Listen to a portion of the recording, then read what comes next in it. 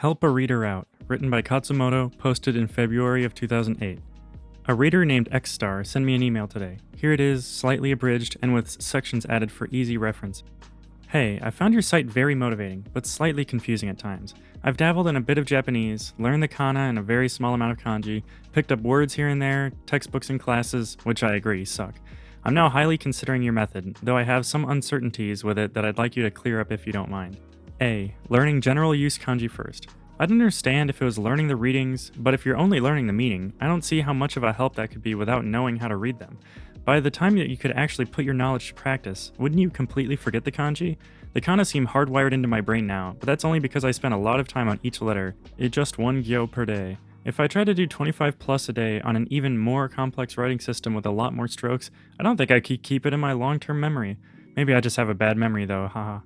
B. No English subtitles. I suppose it sounds logical. I watch a lot of anime, and even if I say, I'll try to actually listen this time, I usually forget in a few minutes and just stare at the subtitles. Though I've picked up a little of the shorter phrases and words that are repeated a lot, maybe I'd pick up even more from discarding subtitles. My only problem with it is, I don't see how much fun it'd be watching something and not understanding what's going on most of the time, and like you say, you should always be enjoying yourself.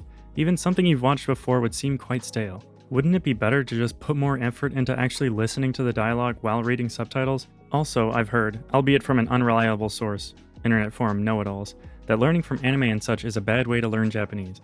I can see why it could be true though. If a foreigner was learning English completely from media, with little actual contact with English speakers, they might sound a little dramatic and out of place.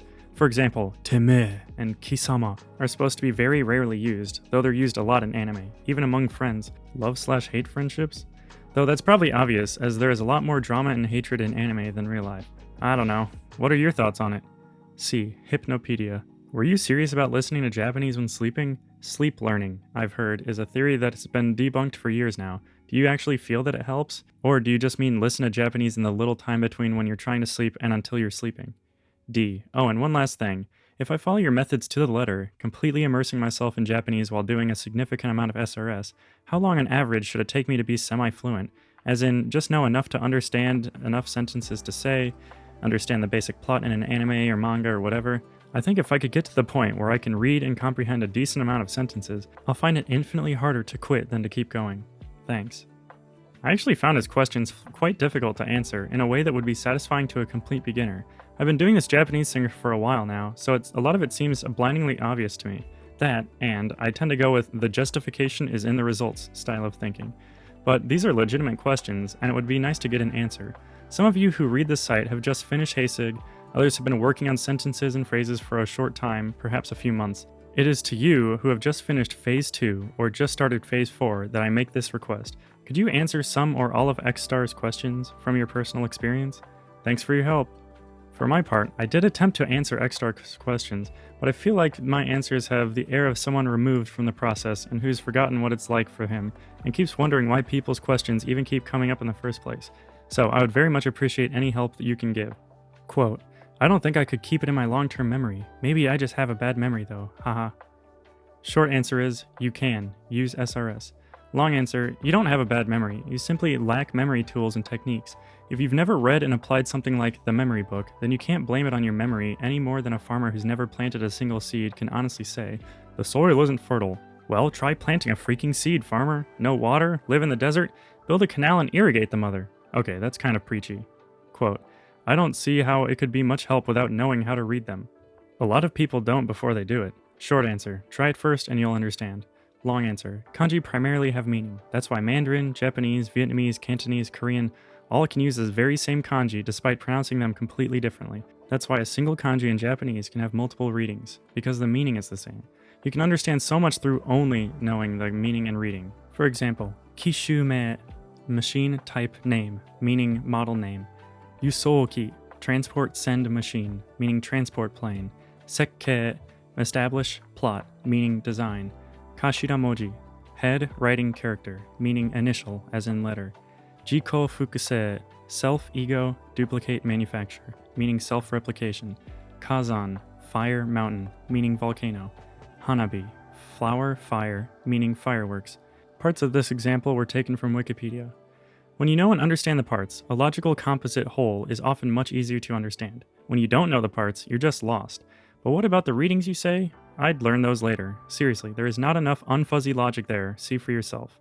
For more on kanji, get it from the horse's mouth. Read the intro and note to the 4th edition. Pay particular attention to this. One only has to look at the progress of non-Japanese raised with kanji to see the logic of this approach.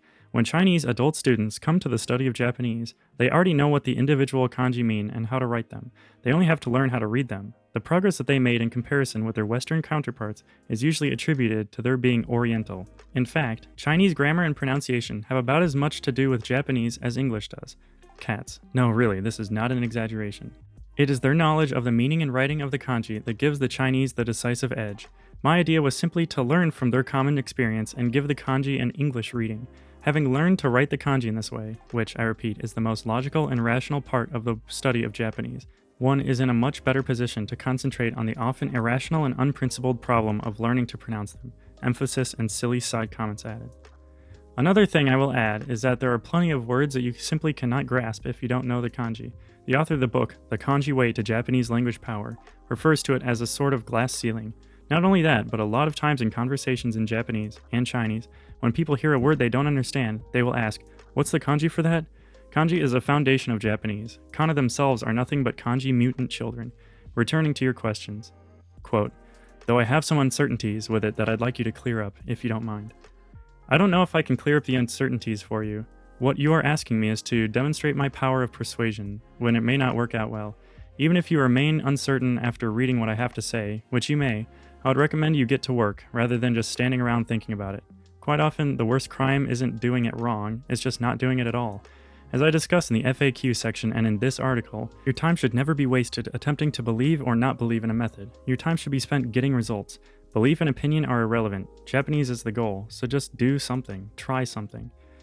Quote, I've heard, albeit from an unreliable source, internet forum know-it-alls. Well, there you go. You already know these guys are idiots, only writing to inflate their egos. Quote, what are your thoughts on it? Anime's fine, just do what you enjoy. Sure, there is some specialist vocabulary and usage unique to anime. Every field has its tropes. I mean, it's like saying you should never read academic papers, because you'll end up starting all your sentences with kinnen and saying, ichijurushi hatte no togeteiru several times a day and qualifying your speech with to kangaerareru. Wives' tales are great until they're wrong. The fact is, despite the present specialist patterns, the remaining 90 to 95% rough stat of the vocab and structure in any genre, whether anime or even a period drama, is still so-called standard and normal modern Japanese. The specialist topping is just the icing on the self-same cake. Quote, were you serious about listening to Japanese when sleeping? Yes. Quote, do you feel it actually helps?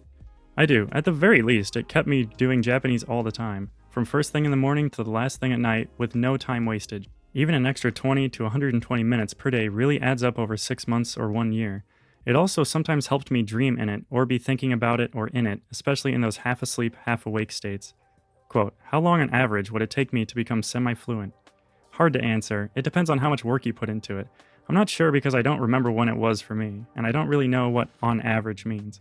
Plus, it doesn't take much knowledge to understand the basic plot of anything. Besides, it's never ignorance of the basic plot that trips you up. It's those little twists and nuances, the things that actually make the story unique and different and interesting. Cop-out answer? Quote, I don't see how it'd be much fun watching something and not understanding what is going on most of the time, and like you say, you should always be enjoying yourself. Again, best to try it first. I can't really explain it to you fully. The best I can come up with is, you still learn sounds, rhythm, and non-lexical patterns. Also, you put yourself in a position to learn incidental vocabulary. Your powers of inference are greater than what you might assume. For example, I forced my English teacher friends who want to learn Japanese to watch Japanese TV one morning, and they kept hearing the word hoka hoka used on TV. Someone would be advertising Long John's winter underwear and talk about how hoka hoka things were, and then there'd be a food commercial and there'd be this piping hot rice, and that word, hoka hoka, would come up again. This all happened in the space of like half an hour, and these guys pretty quickly figured out the meaning of hoka hoka. But yeah, I do recommend movies you've seen before. People are always whining about how, if only I'd been raised in Japan, or if I lived in Japan I would be immersed in it and it would be so much easier and quicker to learn it, right? Now, I don't know any of the theory behind language immersion, but I decided to simply take the excuse out of the equation. I would put myself in a Japanese environment all the time. No exceptions, no excuses. What I discovered was a confirmation of both my hunch at the beginning of the process and my personal life experience up until that time. Getting good at a language is not only the cause of doing stuff only in that language, it is also the effect. You will be able to do stuff in Japanese because you did stuff in Japanese, rather than the other way around. Anyway, what worked when and how much is an interesting topic for a linguist, but I am not a linguist. I'm just a guy who wanted to know a language so well that there would be zero language barrier between me and a native speaker, so that I could control the language at will, like the finely tuned machine that it is. Like a musical instrument or a program, manipulating people's feelings and perceptions with razor-sharp precision, pushing just the buttons I wanted when I wanted, all based on what I did or did not say and how I said it.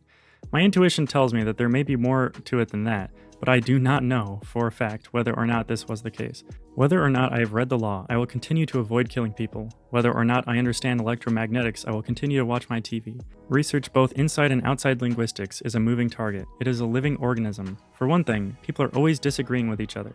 Textbooks would lead us to believe that the truth is all cut and dry.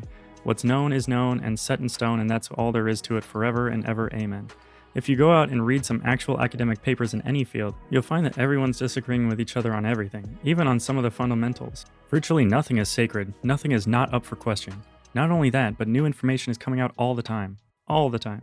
Your best bet, at least in language learning, is to ignore anything that tells you what you can't do, and just keep running experiments for and on yourself, usually using common sense. But something going directly and deliberately against common sense. Try, do, always remember that Arthur C. Clarke quote, "The only way of discovering the limits of the possible is to venture a little past them into the impossible." If you live anything resembling an interesting life, you will quite likely find yourself doing things that no one has ever done before. It may take some time for the rest of the world, and for you, to catch up and figure out just what you did and how you did it and why it worked, but that shouldn't stop you doing it. We, humanity, simply do not know everything yet, so as long as you don't do something stupid like do drugs and/or join a cult and/or kill yourself, then you're pretty much good to go, I say. Quote, "Even something you've watched before would seem quite stale. 1. Have you tried it? 2. It's not only a matter of having seen it before, but it also helps if you enjoyed it at some level. Quote, wouldn't it be better to just put more of an effort into actually listening to the dialogue while reading subtitles? In my experience, the subs always took over. And now I open the floor for everybody's comments, suggestions, and advice, smiley face." Narrator's note. Since one of the main points of this article was to get advice from readers, I've included some of the best comments from the original blog post down in the YouTube comments below, so go check them out. Thanks for listening, and I hope you enjoyed.